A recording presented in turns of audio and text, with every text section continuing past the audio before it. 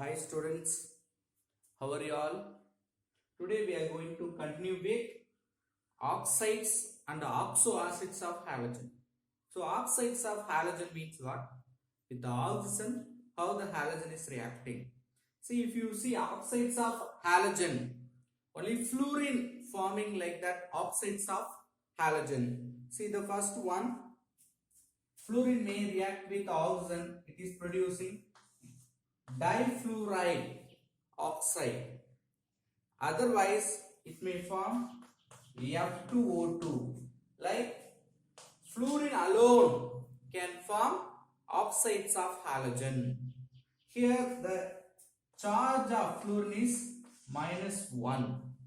What about other halogens? Other halogen generally not forming oxides, but in indirect method we can prepare some oxides of halogen like chlorine. Maximum the chlorine only having oxides of halogen like ClO2 or Cl2O or Cl2O7, like fluorine as well as chlorine alone having oxides of halogen. Okay. Next, we are going to study about one more iodine also forming I2O5, but rare compound. Okay.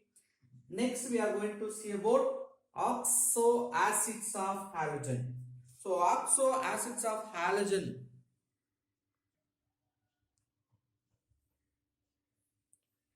So, in the oxoacids of halogen, oxygen reacting with hydrogen halides. We know that hydrogen halides means HCl, HBr. So along with that, if you add oxygen, that is only called the oxoacids of halogen. Like it may form HOX, HOX, HXO2, HXO3, like it will form oxoacid halogens. If you see chlorine forming different kinds of oxoacids of halogen, like you can say hypochlorous acid, hypochloric acid, hypochlorous acid, chlorous acid alone, then chloric acid, like chlorine forming all variety of oxoacids.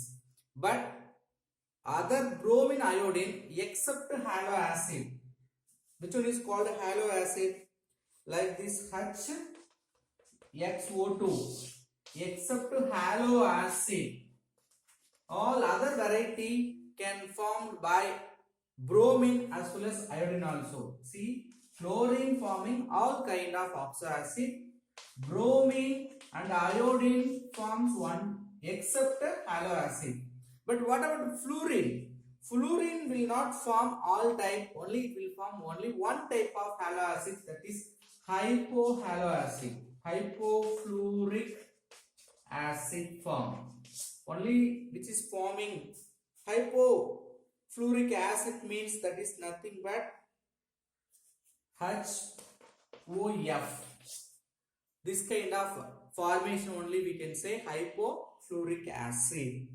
But bromine forming all the other, chlorine all other, but bromine and iodine having except halo acid, all other form they are forming. So the next topic, we are entering into inert gases. What do you mean inert gases? From the name itself, we can understand what do you mean inert? No reaction. So it is not reacting with the other compound easily, right?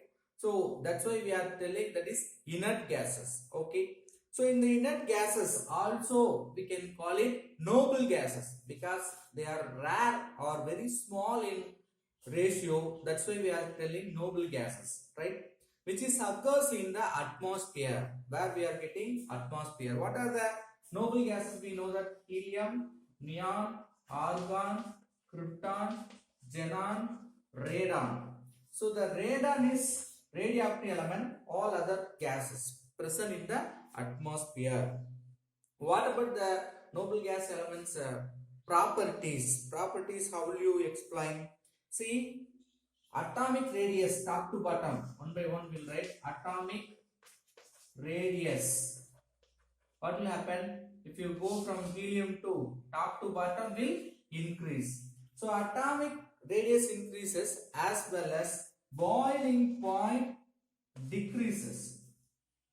Sorry, boiling point also increases. Which one is increases? Ionization energy is decreases. Okay. So atomic radius and boiling point increases, ionization energy decreases. Why? Size increases means ionization energy will be decreased. That's the reason. And also we can compare which one having the largest ionization energy means helium. But do you know one thing? If you compare all other elements, inert gases will have more ionization energy. Among the inert gases, if you compare, you can use this relation. Now, we can say why they are acting as inert gases. Why they are not easily reacting with other compound? Because the completely filled nature of valence electron. So, because of completely filled electronic configuration, they are acting as a inert in nature. They are not easily gain electron or lose electron. Next, they are given some properties in the table. You can go through. Then, properties of inert gases. What about the properties? How they are present in the physical? Colorless, which is not having any color. There is no smell, odorless. There is no taste, tasteless. And also it will not catch fire, non-inflammable, and also highly unreactive, which is not reacting, you know very well. And also they are highly non-metal, highly non-metallic character. If you see all the inert gases, krypton and xenon are only having some reaction, because already we have studied they are inert. So only very few reactions we can see in these inert gases.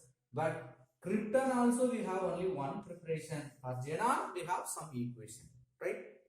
Right. So how you prepare? This is maybe the 3-mark question. How the xenon fluorides form? Xenon forming different types of fluorides. If you see at different condition, xenon with fluorine at 400 degrees Celsius in the presence of nickel catalyst. So the following 3 equations will have the same condition. We will get xenon difluoride. In case with xenon difluoride, if you add 2 more with same condition, nickel, additionally we are adding acetone, nickel, 400 degrees Celsius. It will produce xenon tetrafluoride. That tetrafluoride, right? If you can take xenon difluoride or xenon with 2 fluorine, both are same only. The same xenon with 3 fluoride if you take, in the presence of the conditions, here some condition will change. Only that we have to apply the pressure 200 atmosphere pressure along with 400 degrees Celsius nickel catalyst. You will get xenon hexafluoride. Hexa means 6. Okay. By taking this xenon hexafluoride, we are going to prepare some more reactions. That xenon hexafluoride is treated with silicon dioxide, or we can say silica at 50 degrees Celsius. What will happen? Silicon tetrafluoride will go out. So we have to take 2 moles here. 2HCOF4 plus SiF6.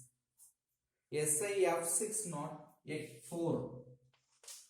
So silicon tetrafluoride is formed from 12. You take it 4, it will form. So 2 oxygen is combined with this remaining compound, producing xenon oxyfluoride or tetrafluorine, which is further reacted with. We can continue with the same reagent. with one more SiO2. Now what will happen? Here also you take 2 moles. It will produce one more addition of oxygen. Here one oxygen is added, right? One more oxygen you can add to O2 F4. What will be the remaining? As usual, SiF4. So xenon oxytetrafluoride, xenon dioxytetrafluoride. Further, if you treated with SiO2, what will happen? Xenon trioxide will form. Xenon dioxotetrafluoride is further reacted with silicon dioxide. What will happen? With xenon and oxygen alone forming xenon trioxide. Okay. What about the remaining xenon tetrafluoride as well as we can get SiF4, the same product, side product we are getting in the all equation. Okay, easily you can remember. Then if you take it directly xenon fluoride with water, what type of product will form? Xenon hexafluoride with water. I hope 2 moles. Okay. So if you take 3 moles, if you take 3 moles of water, what will happen? What we got in the previous one, xenon dioxide along with hydrogen fluoride, HF will form. Okay. Don't forget HF, hydrogen fluoride, halosic, already we have studied, right? Next, very important reaction with base, how the hexafluoride of xenon is reacting with base. They are telling some concentration terms also. You have to know 12.5 molarity of NaOH. If you take it with sodium percyanate is formed. Okay, what is sodium percyanate? We will see now. 2 xenon hexafluoride is treated with 16 moles of NaOH. Here we will get some sequence of product. First one is xenon XeF6. Okay, so here you should remember, I'm wrong, here O6, because fluorine will go as a HF NaF and oxygen. So we will get O2 NaF, not HF, NaF. The one more product we will get water. So like this, if you have more number of product, please remember the coefficients to write without mistake. Okay.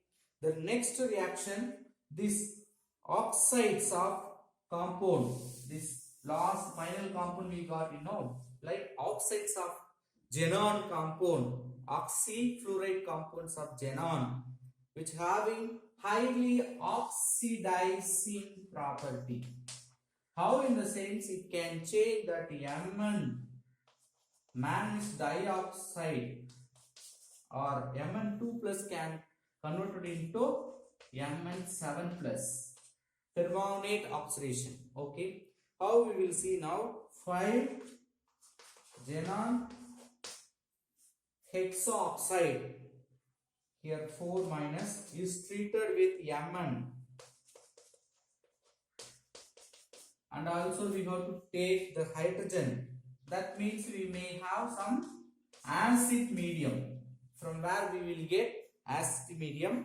Then Mn2 plus will convert into MnO4 2 minus. Here the manganese will carry plus 7 oxidation state along with xenon dioxide with, as usual, 14 means we will get 7H2.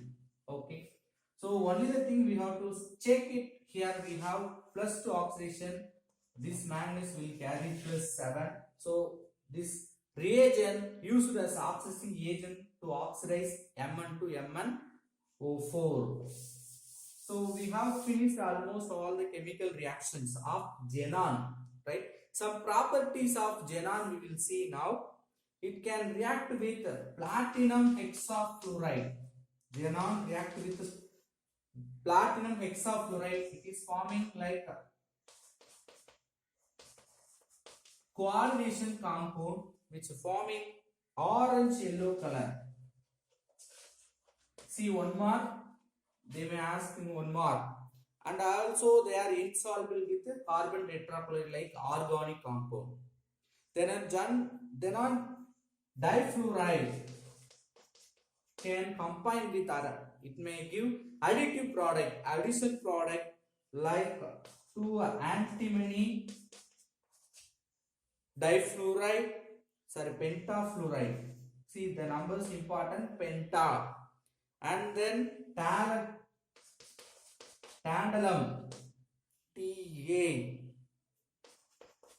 fluoride.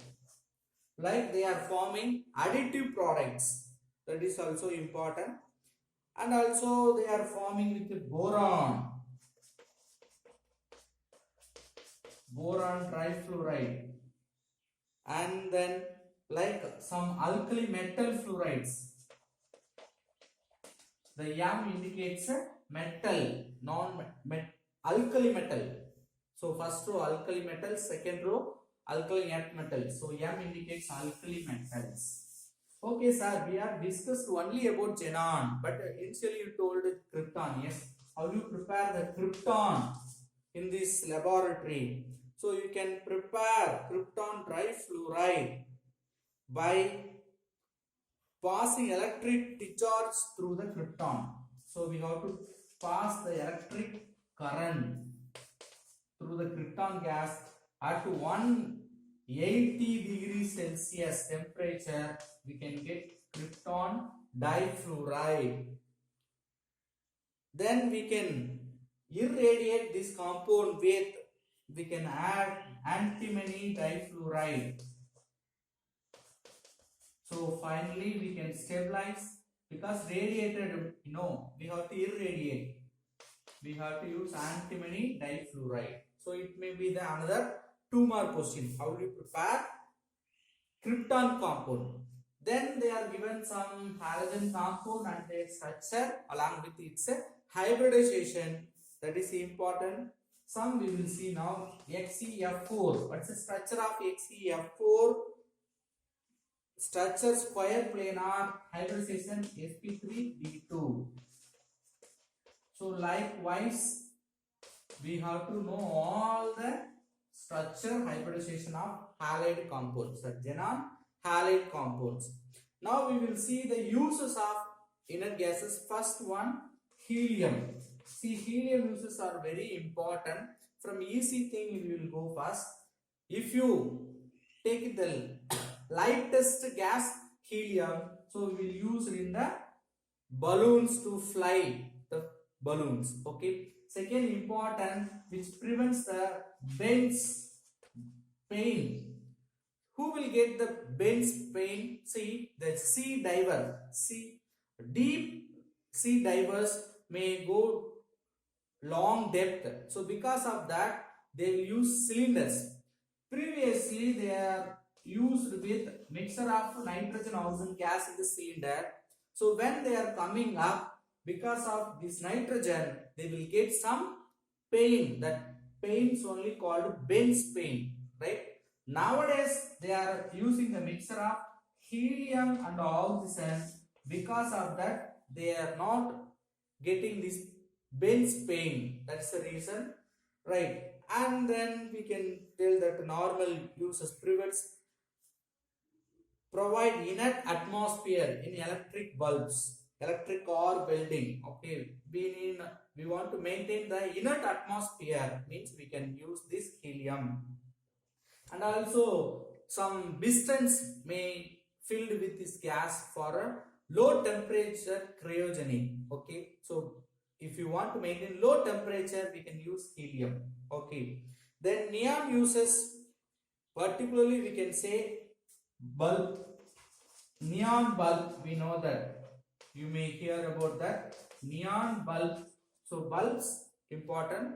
We may be seen that hotels and bakeries, we may see that colored bulbs. That is because of neon gas. Okay, they are telling brilliant red glow, right? Maximum they are producing red glow. And then argon. What's the uses of argon? See here after argon krypton, many inert gases is utilized in that bulb, electric bulbs. Krypton also fluorescent bulb, and also here very important krypton, not argon. Argon utilized in the bulb. Krypton is used in aeroplane bulbs to indicate.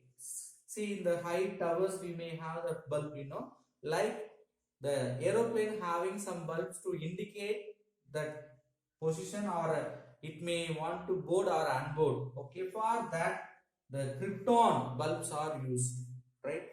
Approaching lights, they can penetrate through the dense fog. See, even though the flight maybe go inside, or it want to go inside the fog, so it needs some penetrating light, so we can use krypton light for that. And then xenon, particularly we can say fluorescent bulbs. Okay, then light discharge density, somewhere we are using in the X-ray also. At last, radon, very important, we are using as a gamma rays. If you want to prepare gamma rays, we can use. And then small capsules are used to remove or decrease the growth of cancer. Okay, remaining we'll see in the next video. Thank you.